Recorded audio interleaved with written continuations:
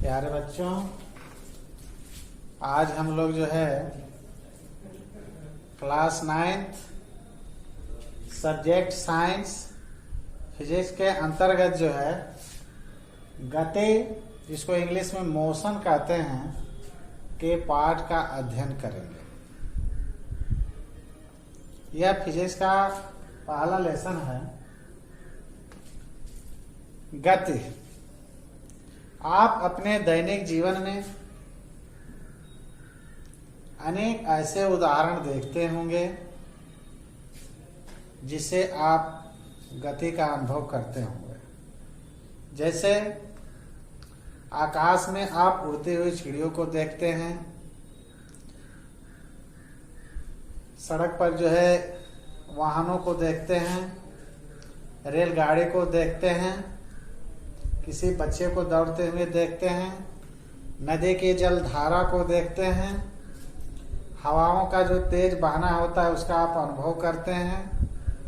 इन सभी में जो है आपको गति जो है दिखाई देती है या उसका अनुभव आप करते हैं। तो वास्तव में गति है क्या? वास्तव में गति है क्या? जब किसी एक स्थिर बिंदु को, ठीक ना, एक स्थिर बिंदु को मान लिया जाता है कि एक स्थिर बिंदु के अगल बगल से कोई कण जो है क्या होता है, अपने एक स्थान से दूसरे स्थान तक जाता है। मान लीजिए ये ए बिंदु है और इससे एक कण जो है वो बिंदु से पी बिंदु तक जो है या बी कण जो है जाता है। इस कण का नाम है, ठीक है, बी। यानी एक स्थिर बिंदु है, इसके सापेक्ष एक कण बी जो है बिंदु ओ से पी तक जो है जा रहा है। तो हम यह कह सकते हैं कि इस स्थिर बिंदु के सापेक्ष यह बिंदु जो है गति की अवस्था में है। जैसे हम किसी बस में या ट्रेन में बैठे रहते हैं, ठीक है, उस बस में जो है क्या है, बैठे रहते हैं, ठीक। तो हम जो है किस अवस्था में है? स्थिर अवस्था में है। लेकिन किसकी अवस्था में है? वो गति जब कर रहा है ट्रेन, उसकी अपेक्षा में हम स्थिर अवस्था में है। लेकिन जो ट्रेन के अगल बगल जो है जो पेड़ पौधे रहते हैं उसके सापेक्ष हम लोग गति अवस्था में है। और उस ट्रेन में रहने वाला प्रत्येक कण जो है गति अवस्था में हो जाता है। ऐसा नहीं है कि ट्रेन जब रुकती है उसके साथ साथ जो है आप भी हिलते डुलते हैं, है ना। तो हम गति अवस्था जो है, आप देखिए गति इसे कहते हैं और इसकी दो प्रकार की अवस्थाएं होती हैं। एक गति की अवस्था होती है और दूसरी विराम की अवस्था होती है। जैसे कोई वस्तु है गति करती हुई किसी बिंदु पर जाकर वह क्या होती है, रुक जाती है, स्थिर हो जाती है। किसी बिंदु से टकराने पर वह रुक जाती है। यानी एक चिड़िया है, उड़ती हुई चिड़िया, जो आकाश में उड़ते हुए किसी पेड़ पर जाकर यदि वह बैठ जाती है, जिस समय वह आकाश में उड़ रहे है उस समय वह किस अवस्था में है? गति अवस्था में है। लेकिन जब वह उड़कर जाकर अपने घोंसले में या पेड़ पर जब बैठ जाती है, वह किस अवस्था में है? विराम अवस्था में है, ठीक है। एक फुटबॉल जो है जमीन के सहारे लुढ़कता हुआ आकर आता है और उसको हम पैरों से दबा लेते हैं, रोक लेते हैं। यानी जिस समय वह आ रहा था लुढ़कता हुआ, उस समय वह किस अवस्था में था? तो गति की अवस्था में था। किस अवस्था में था? गति की। लेकिन जब हमने उसको पैरों से रोक लिया तो वह किस अवस्था में हो गया? विराम अवस्था में हो गया। इसी तरह से आपकी कक्षा की जो दीवार है वह किस अवस्था में है? तो विराम अवस्था में है, ठीक है। आप उसको गति अवस्था में ला सकते हैं? नहीं ला सकते। आप उसको अधिक बल की आवश्यकता पड़ेगी, क्रेन या जो है मशीनें आकर उसको उठाएंगे, उसको करेंगे, तब जाकर वो जो है गति अवस्था में आएगा, है ना। एक विराम की अवस्था होती है और एक गति की अवस्था होती है। ये तमाम जो है हमको उदाहरण द्वारा जो है हमको देखने को मिलता है। चलिए अब आगे आ जाइए आप लोग।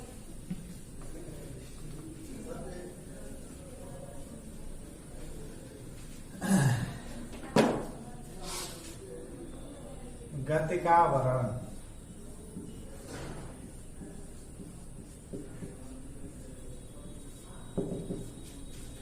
गति का वर्णन हम इसमें जो है गति जो है कई प्रकार की होती हैं, लेकिन जिसका हम अध्ययन करेंगे वह सरल रेखीय गति का अध्ययन करेंगे।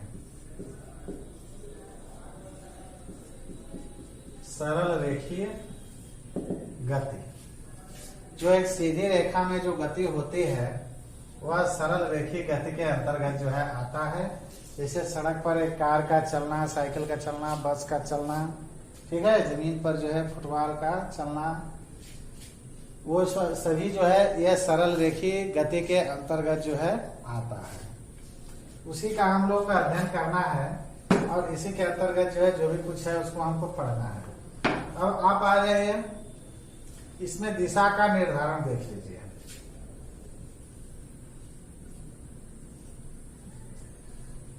इसका जो है इसको नॉर्थ बोलते हैं या उत्तर, इसको जो है साउथ बोला जाता है या दक्षिण, इसको जो है ईस्ट या पूर्व बोला जाता है, इसको वेस्ट या पश्चिम बोला जाता है, ठीक है।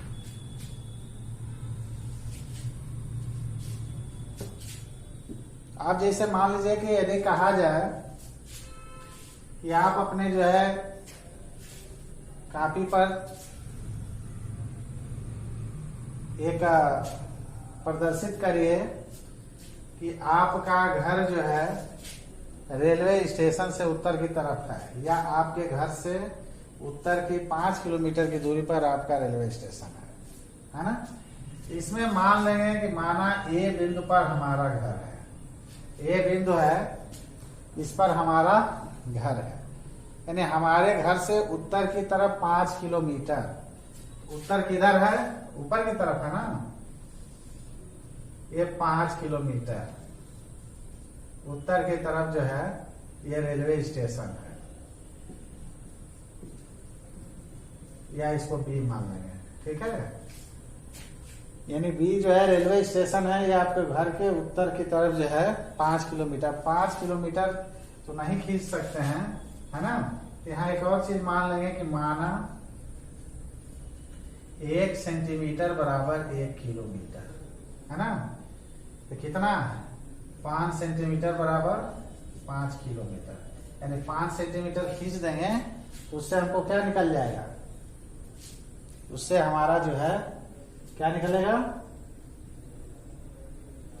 हमारे घर से और रेलवे स्टेशन के बीच की दूरी निकल जाएगा, यानी कि 5 सेंटीमीटर जो है 5 किलोमीटर के बराबर, इसको हम दर्शा सकते हैं, ठीक है। आइए थोड़ा और आगे इसको चलते हैं।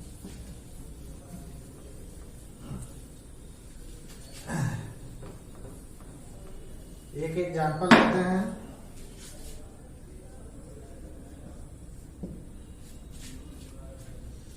रवि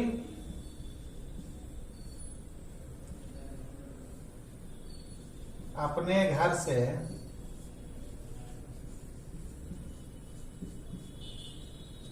रवि अपने घर से 5 किलोमीटर पूर्व चलता है तथा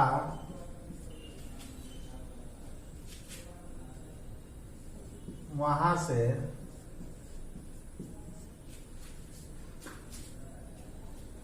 7 किलोमीटर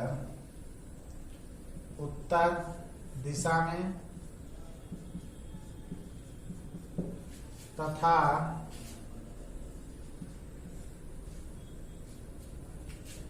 वहां से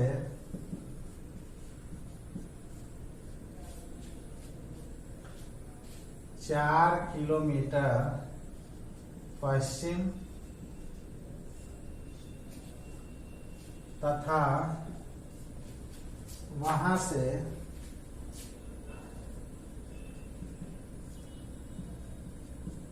3 किलोमीटर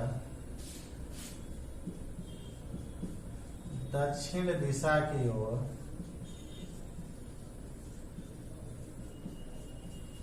दक्षिण दिशा की ओर आकर रुक जाता है।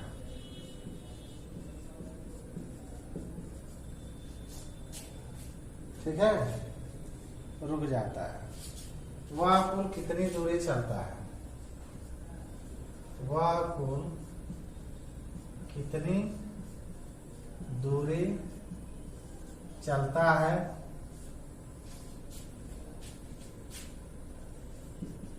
और वह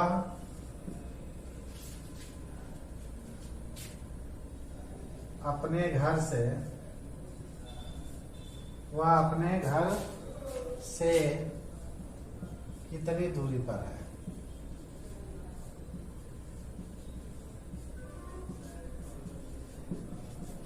वो अपने घर से कितनी दूरी पर है? सबसे पहले देखिए, रवि अपने घर से 5 किलोमीटर पूर्व चलता है, तो हम इसमें इसका जो है सॉल्व करते हैं और यहां मानेंगे कि माना रवि का घर ओ बिंदु है, ओ बिंदु है। रवि का घर क्या है? ओ बिंदु है। तो चलिए आप लोग यहाँ पर एक बिंदु लगा दीजिए ओ। ठीक है, यहाँ पर आप ओ बिंदु लगा दिए। अब ये क्या करेंगे? रवि अपने घर से 5 किलोमीटर पूर्व की ओर चलता है। बिंदु ओ बिंदु है, मानो रवि के घर ओ बिंदु है और 1 सेंटीमीटर बराबर 1 किलोमीटर, ये पैमाना है मान लीजिए। तो ओ बिंदु पर इसका घर है। यहां से 5 किलोमीटर जो है किस दिशा में चलता है? पूर्व की ओर चलता है। ये 5 किलोमीटर पूर्व की ओर चला।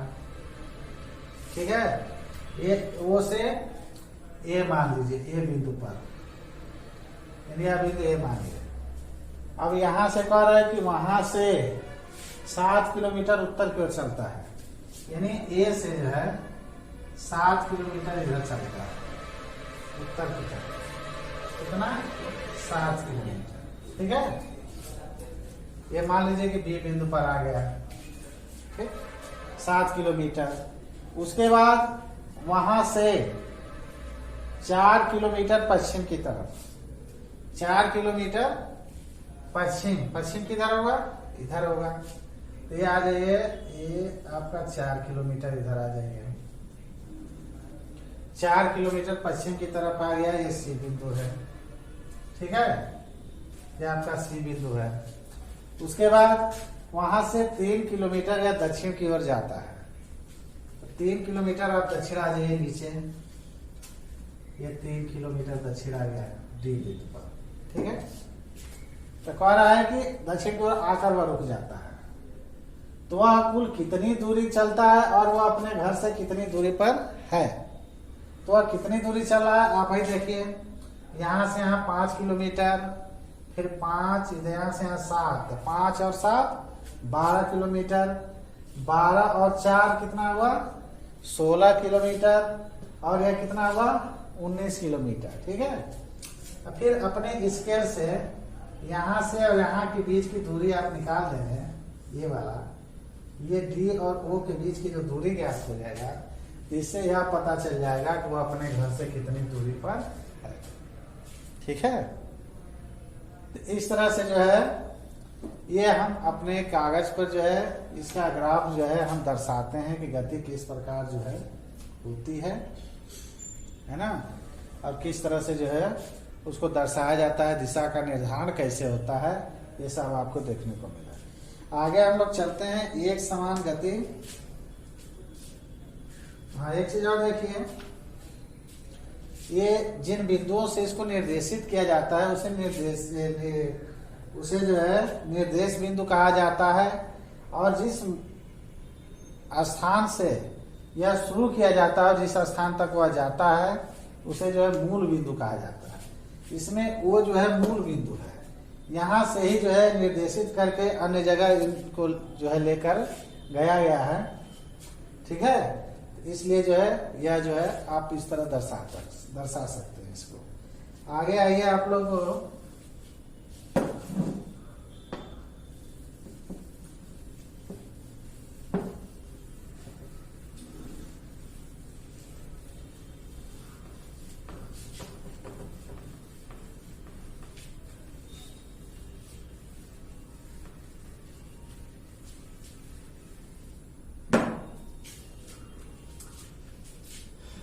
एक समान गति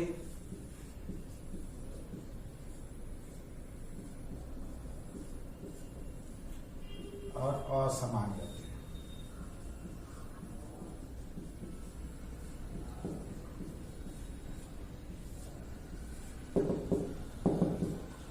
एक समान गति और असमान गति। ठीक है, इसको जो है एक हम चार्ट द्वारा जो है देखेंगे, समझने का प्रयास करेंगे। यहाँ पर समय रहेगा एक की स्थिति, यहाँ जो है बी की स्थिति,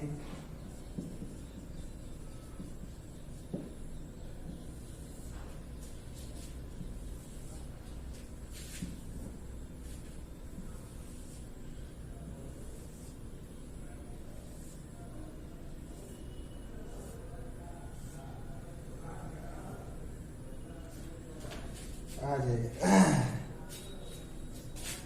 यहाँ 9 बजे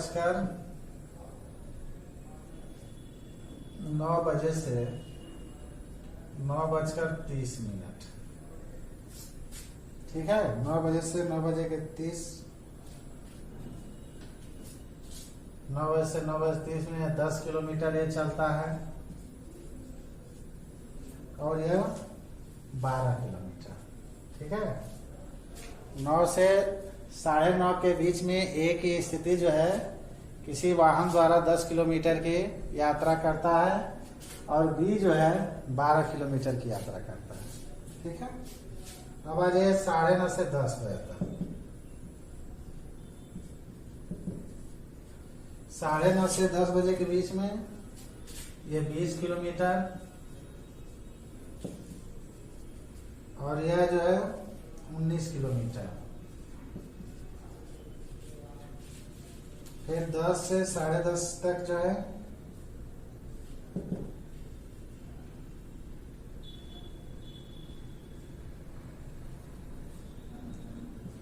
10 से 10:30 तक जो है यह 30 किलोमीटर, जबकि बी जो है 23 किलोमीटर।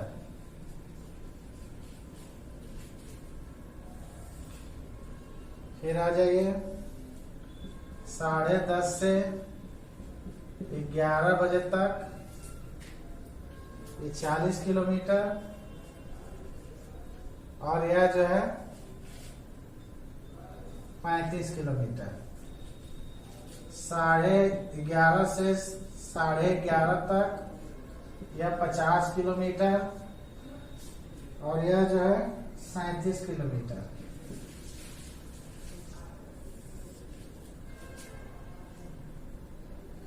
उसके बाद जो है 11 से 11:30 से 12 बजे तक यह 60 किलोमीटर और यह जो है 41 किलोमीटर।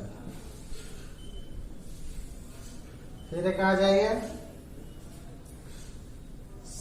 12 बजे से 12:30 बजे तक ये 70 किलोमीटर और यह जो है 44 किलोमीटर।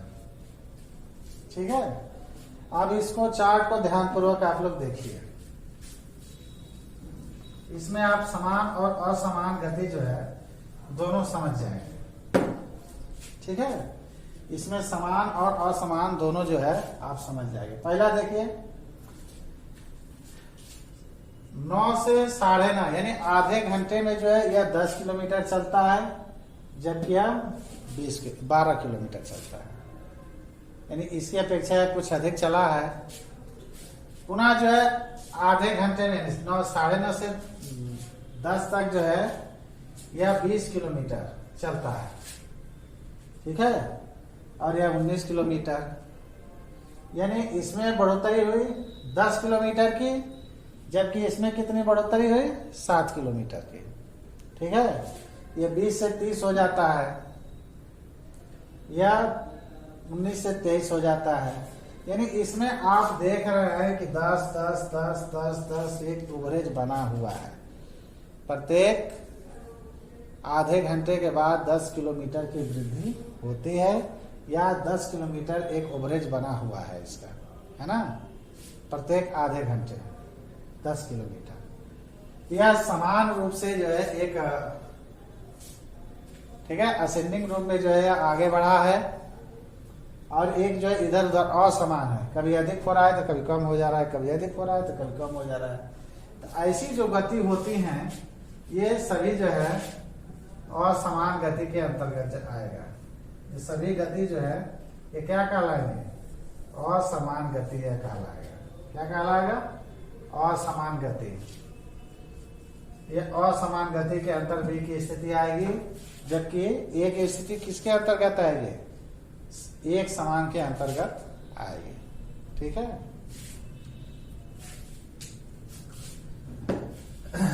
यह असमान और समान गति हो गया। उसके बाद जो है आप लोग जो है बाइक चलाते होंगे, उसमें आप जो है एक्सीलरेटर देखे होंगे, जिसको अधिक कम करने से जो है गति पर उसका असर जो है पड़ता है। इसके आगे जो है हम, ठीक है, त्वरण, दूरी तथा विस्थापन, चाल तथा वेग, इन सब का जो है अध्ययन जो है छोटी छोटी परिभाषाएं हैं, उसको जो है पढ़ाएंगे, उसका अध्ययन हम लोग आप लोग करेंगे। इसमें जो बच्चे अगर जुड़े हों वो अन्य बच्चों को बता दें कि हाँ 9th का भी ऑनलाइन क्लासेस चल रहे हैं, उनको सूचना दे दीजिए। विद्यालय पर वे अपना नंबर जो है व्हाट्सएप नंबर दे दें, जिससे जो है विद्यालय से जुड़ सके। अगर जो भी इसको प्राप्त करेगा वो उसको सेंड कर देगा। धन्यवाद।